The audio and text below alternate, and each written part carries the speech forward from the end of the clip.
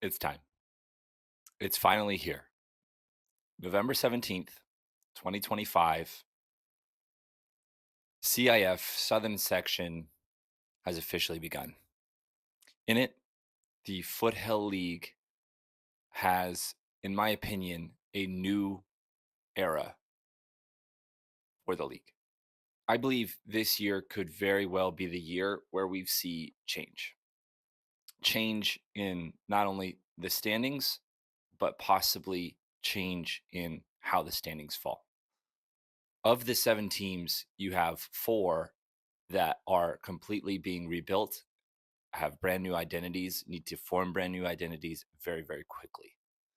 As always, this is not a prediction of who will get first and who will get seventh, but mainly just observations of how the season will go. First, starting with Castaic with a 0-11-1 record in league and a 0-14-1 record in league with 9 goals for and 61 goals against. If I'm being completely honest, I have no idea where Castaic soccer goes from here. They lost their 3 best players last year, Alexis, Ronnie, and Angel. And I don't know who's going to step up. Who are the next players that are going to insert themselves into the next wave of Castaic soccer? I do know that consistency does help. And Coach Dan now is going into his 3rd year, and he will have a large volume of players that are looking for higher opportunities outside of Castaic. There are more players at Castaic playing club level soccer than before. This is Castaic's, I believe, 5th year playing competitive soccer in for varsity, and usually you start seeing a little bit of turnaround. But like I said, I do not know anybody that is going to step into this rank. I have no idea who is going to fill these roles, and I don't know who is going to be the difference maker. I hope that Castaic can remain competitive or become competitive for the league's sake and for their sake, because it is nice to have a good, balanced 7 league team. Up next, we have Canyon, who finished 3-6-3 in league, 5-10-3 overall, with a 16 goals for and 30 goals against. Very similar to Castaic, there's a there and to other teams. There's a growing trend with the league, and that is who is the next players up, who are the next ones available. Canyon is seeing, I believe, this year more than any other year, a complete turnover in who they are and who their identity is. You lost the goalkeeper, Kyle. You lost 2 center backs that have been there since their sophomore year, Danny and Anthony. You lost Gabriel Roque. You lost Benton. You lost Cheeky, along with other players that have really complemented them. But those are the ones that have really done well for Canyon Varsity over the last 2 to 3 years. So it begins to question who are the next players up. If you look at the JV standings from last year, you could tell that the JV team is poised and ready. They did very well last year. They looked young, they looked energetic, and they looked very, very fit to slide into the varsity role. Now, I will say that Canyon has a reputation every year of taking a lot of players. This year is no different. This year, they have taken 27 players. Of those, the majority of them, without question, are seniors. If there's anything that I learned, and it was last year, it is that as much as coaches want to involve everyone, especially players that have been in the program, if you want to take your program to the next level, there has to be a certain number of sacrifice. There has to be roster cuts. There has to be a direction towards competitiveness. There needs to be a idea, and that idea is who you train with and how you train is exactly how you're going to play. And in Canyon's case, You see it year after year where they have these phenomenal players, just like last year, just like the year before. But the players that are training against these players on preseason and during the week, they are not getting these premier players ready to go. And Canyon is deep enough to have players play at the varsity level and make these prime players the best possible players that they can be. But with that said, I am very hopeful for Canyon this year. I am very excited. It comes with a big loss to Canyon and Will Candy, who tore his ACL during club season. But I think that they can still produce. They are also bringing in two young players from LASC. They are Isaac Bertrand, who is the youngest brother to both Jeremy and Jacob, and Andrew Arriaga, who's one of the most skilled players that I've ever had to coach. Benno will always bring in some sophomores to help support the team. So I believe it's going to be up to Canyon. Again, they most of the time deal with situations where is there too many Chiefs, not enough Indians? We saw that in last year's team where there's just a lot of really good players with no real head to direction it. And I'm very curious to who's going to fill into Kyle's shoes and who's going to be that dominant force in the back that they've had for the last 2 to 3 years, and who's going to score their goals, especially now with Will Candy. I do know a couple players from that team that were on my LAIC team, and I wish them nothing but the best. I hope that they can find a very fulfilling and good season for them. Moving on to Valencia, they finished 3-5-4 with an 8-5-4 record overall, with 31 goals for and 22 goals against. This is one of those teams that is not rebuilding. This is a team that has been in the making for the last 3 years. With Henry really leading the way, I believe that this team is poised for a breakout. This is a team that has been long in the making with their coach, Coach Jose. And if they are going to push through and they're going to make something of themselves, it's going to be this year. Look out for a very, very explosive and very, very dominant player to be asserted right away into their front line, and he will wreck this league, guaranteed. Trey's coming back in between the pipes. You think that he's going to have a very good, successful season. And they are also complemented with some very talented midfielders and defenders. Very, very much looking forward to seeing what Valencia can do this year. And then to my beloved Golden Valley. Golden Valley marks a new era. There's no question that the presence of players that have just graduated in Brandon Arrieta, Will Flint, Tony Padilla, Giovanni Sosa, all of these players that were part of an uprising of Golden Valley, helping them finish second, not last year, but the year before. This is a new era for Golden Valley. Golden Valley is also missing some of their best top talent.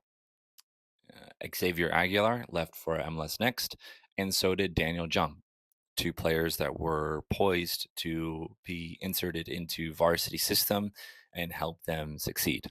It's going to be a very difficult season without them. Finishing with a 4-6-2 record, 7-10-3 overall, 38 goals for, 37 goals against. There's a lot to unpack here, and it starts with the roster. This year's roster is marked with 20 players, the lowest that Golden Valley has ever taken in the last 5 years. For competitive sake, it was worth it to make cuts. It was worth it to take players out of the program to ensure that we can put the best possible players in the positions to be successful. This team is going to be led by returning captains Isaac Negretti, Andre Sabala, and Daniel Ramirez. New captain Daniel Ramirez, sophomore new captain Daniel Ramirez. I have concerns, and the concerns are backed by 2 seasons of evidence that support my concerns. And those concerns are, and this goes for any player that's on any team playing any high school season. If you don't play club, you will not be ready for high school. You can think you're ready. You can think that you're immortal. In fact, for some of these seniors who do not play club before, they think that it's not going to happen to them, that they're going to be just fine, and everything is rosy. I saw it 2 times over the last 2 years. There's no difference here. Isaac did not play club. Andre did not play club, along with a handful of other seniors that did not play club. Now, when you walk into your senior year into summer camp, you are the big guy. You're the big head honcho. There's very few players that challenge you.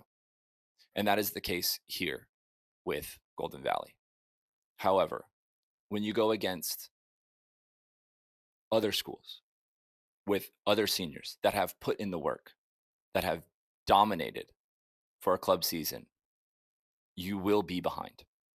They are always left behind. This year, I think that Golden Valley needs to find a new identity. And it needs to find a new identity in how we defend, how we attack, and how we stick together as a team and overcome what could be a long season. Now, there are some bright spots in this team. And the bright spots is the goalkeeper, Xander, has come back. He looks good. He looks mobile. He looks very fresh, ready to go. Returning captain Daniel Ramirez just had a very good club season. And a good amount of underclassmen that are ready to begin their varsity tenure. Some of them sophomores, some of them juniors. I think the highlight of this team will be the defense. And I think the where we will struggle is going to be in the middle of the field. It's going to be up to everyone to help. The biggest question is going to be who scores the goals. Will Flint and Tony Padilla counted for more goals than anybody on this roster has made. For a total of 18 goals, I do not know who is going to score those goals. Golden Valley has set some goals, goals that are attainable, goals that are doable.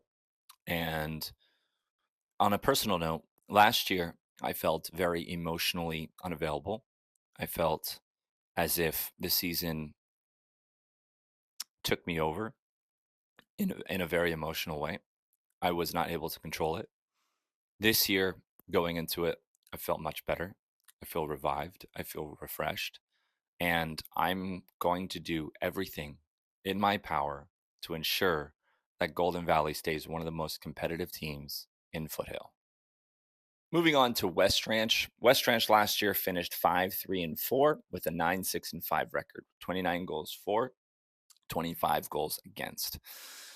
West Ranch is going to be another one of those teams just like Valencia. They're bringing back an army of players that have played this level from last year, and they are going to be dominant.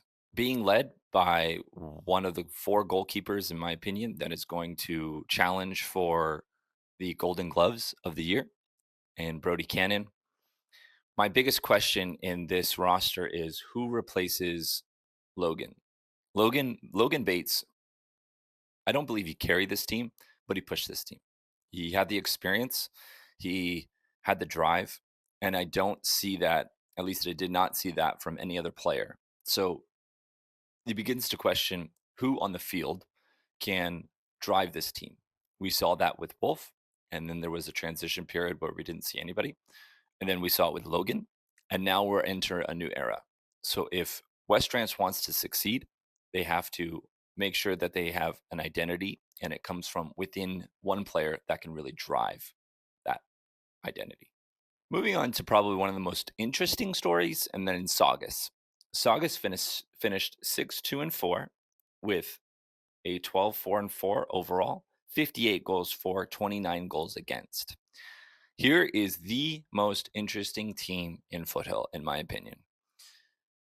Saugus has lost a collection of 3 players that last year, of their 58 goals scored 45 of their goals. They have lost Lincoln Fritz, Santiago, and Colby. I thought losing Will Flynn and Tony Padilla was bad. Imagine losing over 75% of your goals. And these are guys that have been playing varsity for the last 2 to 3 years and have been scoring all their goals for the last 2 to 3 years. Now, this does come with a big caveat, and that caveat is their defense. Their defense was young last year, and it got even younger this year. Shout out to Bryce Arrieta for making varsity. And also, Ethan is returning. Ethan's one of the 4 goalkeepers that is going to compete for the Golden Gloves. But that remains to be seen is who is going to score their goals. Now, if you look back at their JV team last year, their JV team did not do that good. So if we're trying to insert players from their JV team from last year, then you really start to begin to question, is this the beginning of the downfall of Saugus? Make no mistake, there are a lot of very talented players that go to Saugus. I had the very privilege of coaching a good handful of them. And they're fast, they're very technical, they're very driven, and they could be the ones to break through. With that being said, you need to be inserted into a new system, into a new team, into a new coach, into new surroundings. Saugus, if they want to remain as one of the tops, they're going to have to find where those 45 goals come from. Because I think that they can prevent goals. I think they're going to do very good at preventing goals, but preventing goals will only get you ties. To get you wins, you need to make up those goals.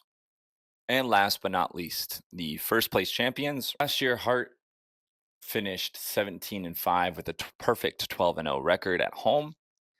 You're looking at a program that has not lost Foothill since 2018-2019 season. Is this going to be the year where they get dethroned? Hart is one of those teams that has now a new identity. The majority of their players from the last 2 years have moved on, and they will now begin the new wave of players to be inserted. Looking at their roster, they only took 18. Now, that is a good number for a club season, but for a high school season, in my opinion, that is a little too light. And you're going to need players in the dog days of winter when January comes around and you've played your second game in back to back weeks. Those are when the depth of your roster really counts. You never know what happens with injuries, you never know what happens with grades. With that being said, Hart is still going to be one of the dominant forces in the league. They have some of the best player pool. They pull some of the best players from not only their area, but from areas around them to come play in the open division, which they did very well last year. And they will continue to bring down domination on the league. But, and this goes for every team that's going to play them. What Hart has now is an image, and that image is being created and believed in from within. And like any image, it only takes a fracture in order for that image to start changing.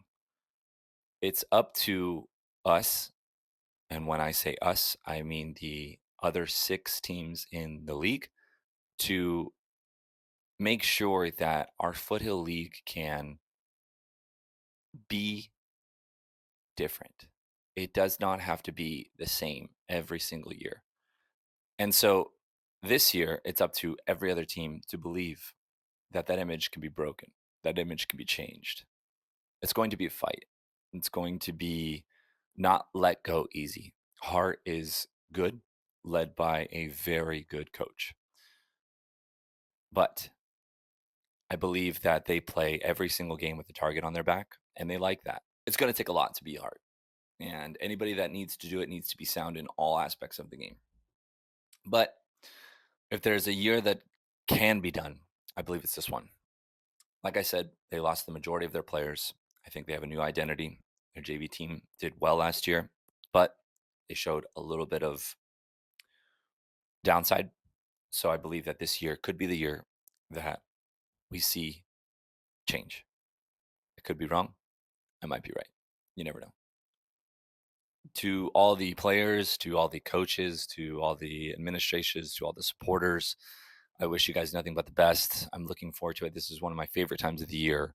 It comes and goes very, very quickly, and it's an honor and it's a privilege to be a part of all of you guys. It is some of your guys' last Foothill League season, some of yours first Foothill League season, but I very, very much look forward to watching everybody play, and I'm very, very much looking forward to competing in some of the best ways possible. And with that being said, best of luck, and I'll see you on the field. A little bit of bonus edition here. I am coaching this year's Golden Valley Frosh. I'm very much looking forward to it. I have a group of brand new players, and it's going to be fun. It's going to be interesting. I think that they have the ability to learn. They're learning a lot. They're going to grow a lot. You're going to see a style that's very, very similar to varsity. And I think that brings in a wave of new players. On this team this year is going to be captains Jaden Santiago, Christian Barrios, and Caleb. Excuse me, Caleb, I can't pronounce your last name. But this Frosh team is going to look very good. On a bonus side, I want to highlight Saugus's Frosh. Their majority of their players is coming from LASC, 2011 MPL champions. Look out for them to dominate the league. And to all my other players that are playing in Foothill, I'm very much looking forward to watching you guys, whether you're on JV, Frosh, or varsity. Don't be scared to come and say hi. Don't be scared to make sure to show up. And I'll see you guys out there. All right. Peace.